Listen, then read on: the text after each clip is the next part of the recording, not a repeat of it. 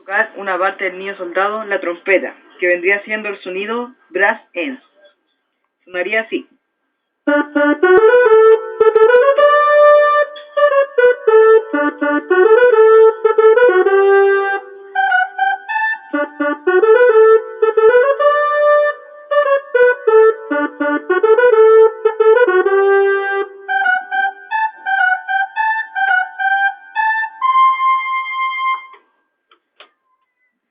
Eso es bien fácil tocarlo.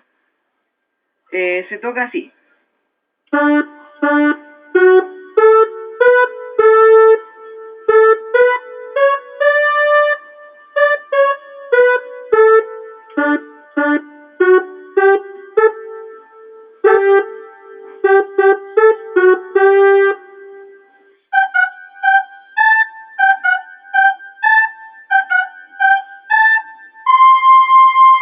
Y ahí le bajan el volumen, le dan el efecto que quieren de terminación.